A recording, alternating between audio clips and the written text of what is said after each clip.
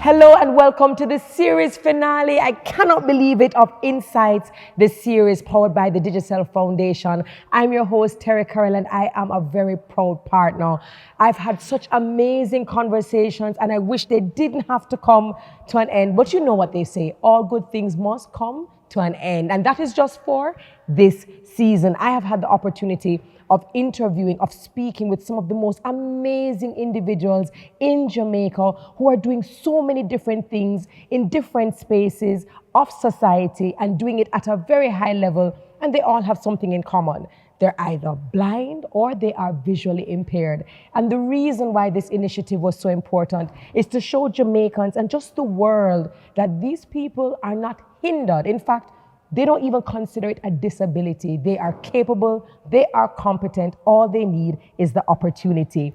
And my guest for the series or the season finale is this beautiful woman, pretty in pink, Executive Director of the Combined Disabilities Association, Miss Gloria Goffe. Welcome to the show. Thank you, and hi everybody. How are you? I'm great. Now, when we last met, our relationship was off to a very shaky start. Very shaky. And that's because I literally had you in the interviewee's seat. I had asked my question, and as you were answering the very first question, earthquake hit, 5.6. I was supposed to drop under a table or go in a door jam, and all I could do was run across to you and hold you and say, everything is going to be Okay. okay. And of course, here we are, rescheduled, and it's great to have you. Before we jump into the conversation, however, Executive Director of the Combined Disabilities Association, for persons who have no idea what that is, what it represents, give us an understanding of what it is this association does. All right. Hi again. The Combined Disabilities Association, as it says, combined, is a cross-disability organization. So, unlike a Jamaica Association for the Deaf or a Jamaica Association, Society for the Blind, that focuses on one disability, our organization represents all types of disability, hence the combined. And our main role, our mandate, is to advocate for the rights and dignity and development of persons with disabilities. And we do that through a number of areas. Advocacy, the main one, but we also do it through programs that we implement and partnerships that we forge and so on. Beautiful. Now, what makes you very different is that I've had the opportunity of speaking to some of our guests. Some were born blind, some were visually impaired, others, for example, had sight, like Senator Dr. Floyd Morris, who started losing his sight in high school and then lost it 6 years later. And you had sight, born with sight, and then you lost it, or you started to lose it at the age of 7. Talk to me and talk to us about that transition from having seemingly a normal life and then all of a sudden getting accustomed to the other side. Well, it happened when I was 7 years old. And based on what the doctor said, it resulted from a fall that I had off my pet donkey when I was 4 years old. Kidding. My sister and I were on the pet donkey, and somebody shouted hello to my father. The donkey got frightened, jumped onto a bank. We fell into the road. I hit my head. She broke her arm. And resulting from that, the doctor dressed the cut and everything, but nobody predicted that it would have had more far-reaching effects. Yes. So when I was 7 years old, I didn't notice, because at 7 you just want to be able to see, to run up and down and do what you have to do, To right? play, of course. Right, jump in the river and catch little fish and all kind of things, climb trees, swing on the what you call guava tree. Yeah. So I was doing all of those things because I had more brothers and sisters. And anyway, the teacher noticed that I was writing differently. Yeah. Things were running into each other or one another. The writing looked more like, after a while, looked more like patterns than letters. So that part of it, I couldn't understand at 7. And when they told my parents, of course, they checked me at home, put up fingers, how many fingers, what color is this? I saw all of that. My father said, lazy, she lazy. No one do no schoolwork. Send her back to school. But when I went back, the whole thing started again. So the teacher said, look, Kara, go to the doctor. Yes. Anyway, so another part is that when the doctor saw me, I was able to see the letters, but as they got smaller, of course, I wasn't seeing them as well. So he recommended that I wear glasses. Another specialist said, no, hospitalize her. So I was hospitalized, and they were trying to find what could have caused this deterioration in my sight, but I was still seeing fairly well.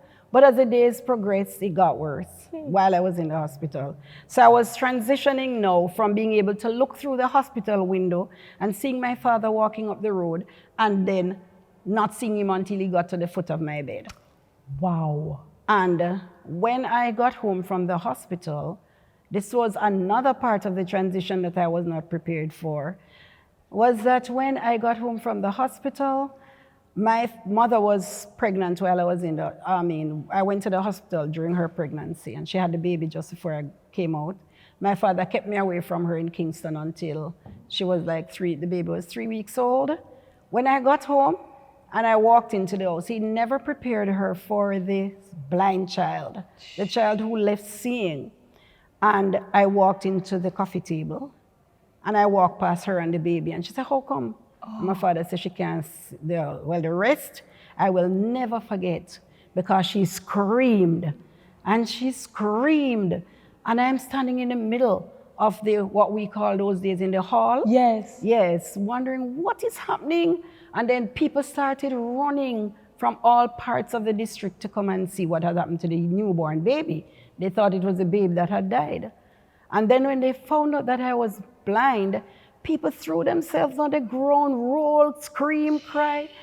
And some of the most comforting words my mother would ever hear was, Lord, Miss Goffe, what you going to do?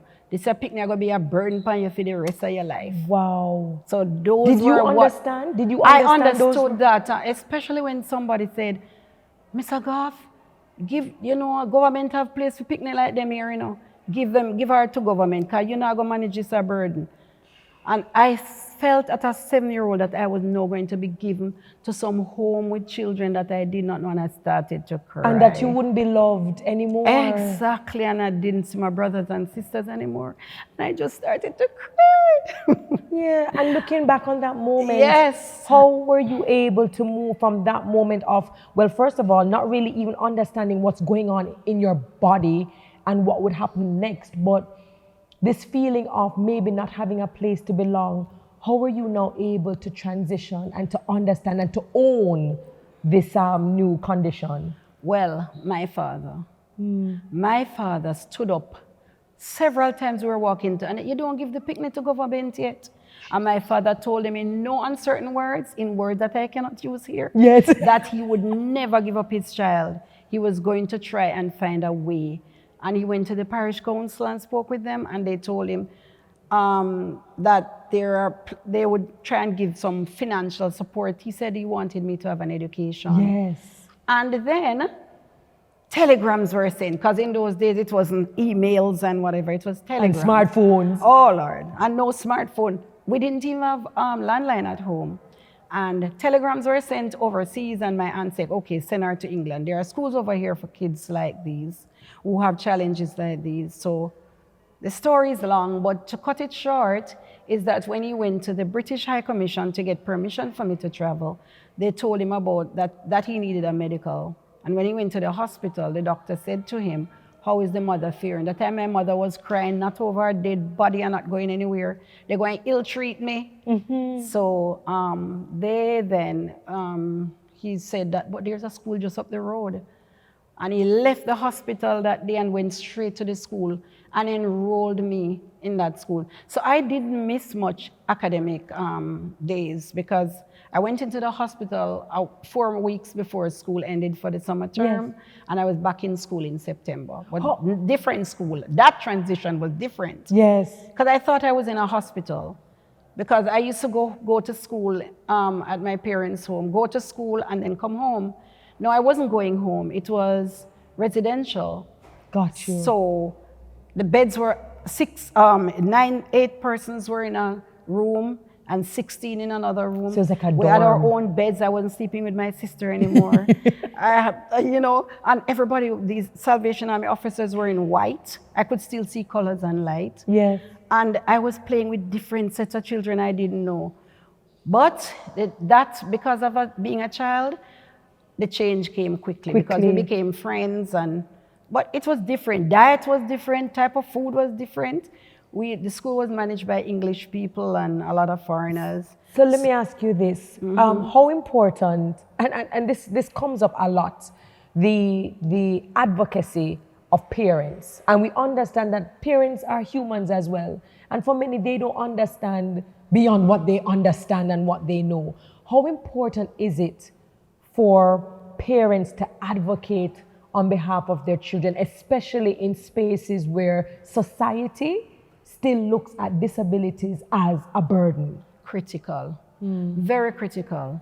My mother, advocacy surrounded having me under her wing so that nobody could hurt me. My father's advocacy, even with my siblings, was, look, she have to help to cook. She have to learn to cook when I was old enough. She have to be able to wash like everybody else. She have to go to the river. She have to carry water. She have to clean the house on her knees. Independence. Because, and my mother would say, what a wicked man. So my father was my greatest advocate. And when he went out, every piece of grade that I got at school, everybody at the bar and the shop knew about it sometime even before my mother. Because he wanted to prove to them that there was something can come of your child with a disability or who is blind, because blindness was seen as the worst thing that could ever happen to a child. And he even advocated for me at school. And that is beautiful. You said that he had said that education was very important. Yes. And despite this new condition, it was important to him that you got your education. And we know education is a tool that will enable and empower other people, whether you have sight, whether you have another disability, or whether you don't. Right, My question to you is, how can we improve inequality in the educational system? Well, I think to improve inequality, the Disabilities Act and the accompanying documents like the Codes of Practice have included our views on that. But for our listening and viewing public, I would say we can improve it by ensuring that if we are parents of children with disability, then we need to understand that regardless of how limited you might think they are, expose them to training, expose them to school where that is possible, and where school, if in occupational therapy. Yes. So it is important for parents to understand that their child with a disability has a future educationally, has a future economically too, have a future, full stop. Absolutely. And I think what I also want to add to that too is that training is not restricted and limited to the children alone. No. But I think that parents themselves, apart from being advocates, also become advocates or better advocates by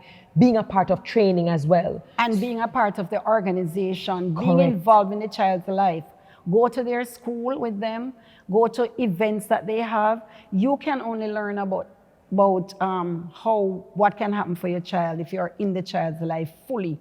My mother, who believed that even going to the school for the blind, she rebelled against it. When she started coming there and see how well we were cared for and saw my grades out of school and see what I was capable of, she was a convert. And she also began the advocacy. She used to sell in the market, and everybody in the market knew that she had a blind child.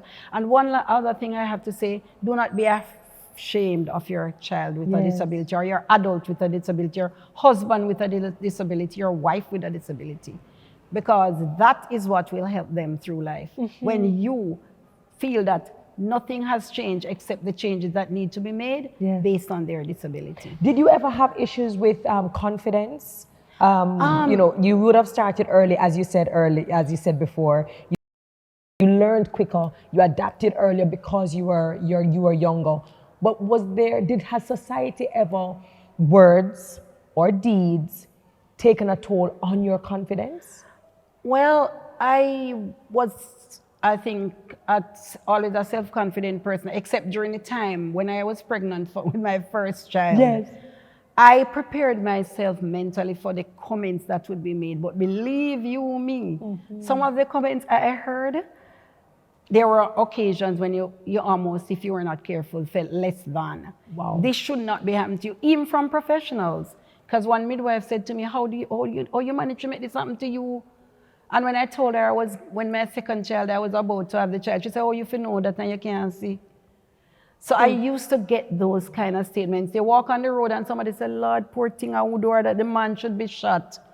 Wow. And some people thought that you actually were raped. That you had no consent. You have no consent, yes. No knowledge, no understanding of your body. Yes, because one day I was going to exercise class and my child's father was walking with me and hugging me, and a man said, then will you hug her up so your baby that? And him say, yeah man, sure. And him say, for real? And him say, you should be shot. Wow. So you got those comments. So then you have to pull on your inner strength.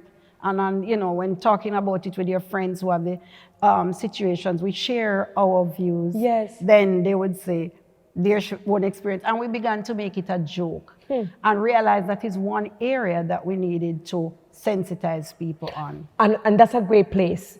The sensitization, because we know the Disabilities Act. It is there.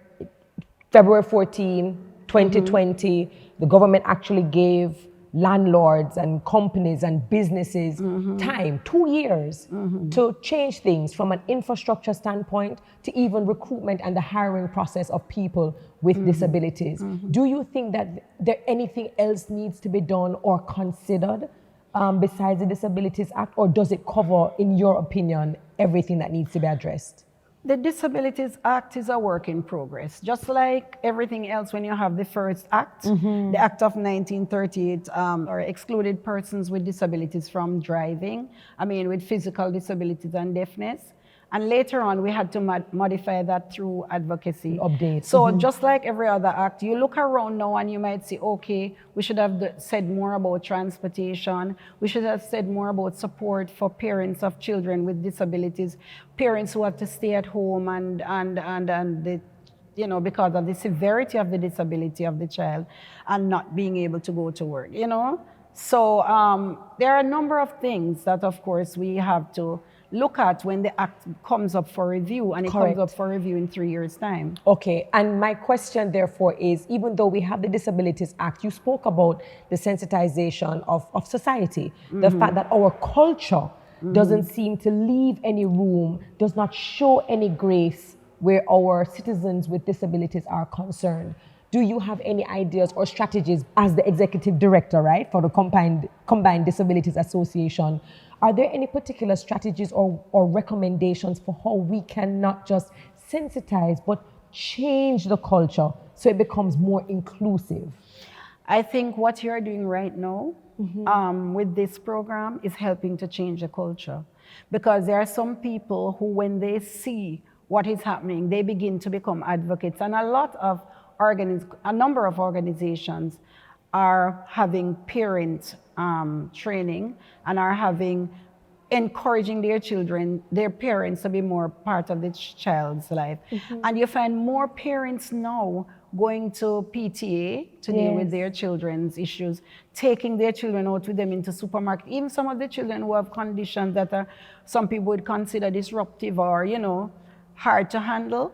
Correct. They are taking them out. And the sensitization of airport officials about how to treat with children with certain types of autism, it's getting there. And we know it's complex and it is layered and it doesn't happen overnight. No. And what you're doing now would not have been maybe thought of 20, 30 years ago. Nobody would waste time. They would think it's a waste of time to focus our program on disability. Correct. And we are getting there. So we are helping to change the culture, but it's going to be more work and we can't relent. The thing about it is that we need to ensure that rural folks get the message equally. Yes. Yes. So we're talking about the equity and the distribution and ensuring of the information and inclusion. Yes. My final question to you, and this is a very important, we're having InSights, the series, the conversation, but I've also partnered with the Digicel Foundation, and our aim is to get 50 Braille machines for the Salvation Army Right. School for the Blind and Visually Impaired, because we understand that these braille machines are the lifeline for blind students as well as visually impaired. We look at it as their pen and their paper, or It their is, pencil it is. and their paper. For persons who are still going, okay, so a braille machine, all right, it's just a... I want you to take the opportunity to emphasize the importance of this tool along the academic journey of a blind or visually impaired student. Let me tell you, I realize that some of the younger generation, because of the whole improvement in technology and access to speech, text to speech and speech to text and all of this, and being able to listen, I know that as a person who went through the Perkins Braille era, when Braille writing was a subject on the curriculum. Yes. I know that it has benefited me because I am good at using the computer now, but I still use the Braille machine on my desk at the office. Yeah. Because when somebody calls in and I'm working on the computer, rather than switching to go to whatever the diary or the page and to put this information in, I can just stretch and take my Braille. When I'm studying, I can just flip. If the light goes or the battery goes, I don't have a problem. I have my Braille notes, I just flip and I'm reading. When I'm going into a meeting and I need to access somebody saying, look at the item B, I don't have to be scrolling down. I just flip, touch with my finger and I'm there. Yes. And to me, it helps with learning for me because I've become a tactile learner. Yes. When I was at university, despite all the things I had on the computer, I made my own notes, and that's what I studied from.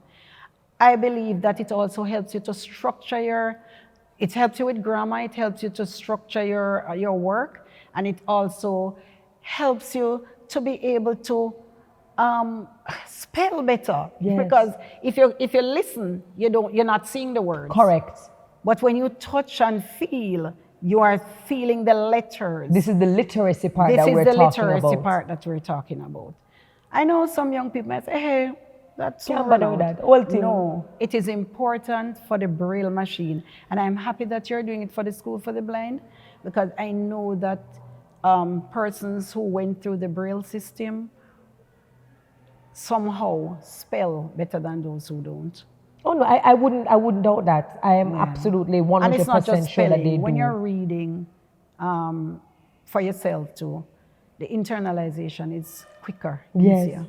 I know I said that was my last question, but this is my last question, because you mentioned having 2 children. 3 children. 3. I have. Look at, and I have my little 1 egg. I wanted 4. You wanted 4. Yeah, but you still have to check on the economics. This is true. So nothing really now go on for me. Me and my 1 egg, and Miss Goffe over here telling me 3, and she wanted 4. Just because we understand that society still is trying to wrap its head around competency. Talk to me about motherhood and blindness. Even not being able to necessarily know what your children are like, but being intuitive enough to still know who they are. We know what our children are like. You do? Yes, we do. Who bathed them? Who wiped their faces? Who cleaned their nose? Yes. Huh? Who helped to brush their teeth when they're small? Yes. You know what your child looks like. And because you bond with your child, that's the important thing. Don't give no mama nor no granny to take care of. They can assist you, but be in your child's life. Let your child be in your life. Whenever my children were growing up and their PTA, their school reports, I was there. And by the time I got to Merle Grove, where my daughter went to, or Jonathan Grant or Bridgeport High, the children are running to meet me, not my child alone. So you're in your child's life. And if mommy feel this, touch me, I'm putting on weight. Mommy, see me I lose weight, the dress can't fit me anymore, the pants I get big. You touch your child, you hug your child, you know what your child is. When you know the size of your child's nose. Yes. Yes. You know the type of forehead. You touch your child. People always say we don't know what our children look like. We do. Yes. We do, because we have a mental picture when we touch and know that this nose is a little bigger, that nose is a little straighter. Yes, we do. We might not know what you look like unless somebody tells us, because you're not close to us like that. But we touch our children all the time. We And know I what they look appreciate like. that because what you're also speaking about is involved and intentional parenting regardless. Yes. Regardless. And I thank you for that. You have been an advocate. You know what it was like to have sight. You know what it is like to be blind. You know what it is like to be a mother. You know what it is like to be a leader, an activist. And we appreciate you for the work that you have done and the work that you continue to do, because you are actually paving the way for so many more who are coming behind you. And I certainly hope, as you said earlier, that this series, InSights, will help to be one of the platforms that informs and educates others as we take this inclusive journey together. And we certainly will get things wrong. We understand, because the world is centered around people like us with all the abilities, but we can become active participants, I believe, in this inclusive journey. And this journey has taken me both regionally and internationally. So I myself have grown and benefited from being a part of the advocacy process. Thank you. Thank you so much. You had any more last words? I see you stopped a while ago. Any last words? Just the last word, and the last word is to our viewers. Just see a person with a disability as a person, and see a person with a disability that you can also develop a disability, and use their inspiration. Let them inspire you, that if it ever happens to you or your child or anybody within your community, you can understand that it's not the end of the world. We could not have ended the InSights series on a better note. When you see someone with any disability, see the person, see the humanity. Do not define them by their disability. They are so much more. And what we're asking you to also do is to treat everyone who you come into contact with just common decency and with dignity. They are proud and independent people, I can tell you that much.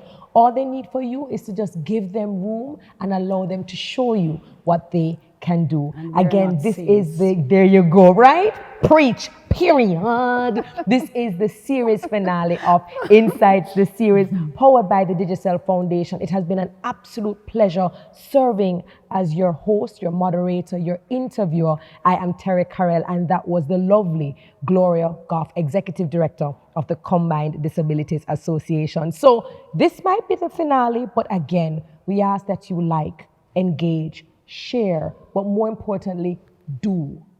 Be the advocate, pass it on, influence your spaces to do what is right. So until we see you for the next season, which will be bigger and better, we say thank you. Bye.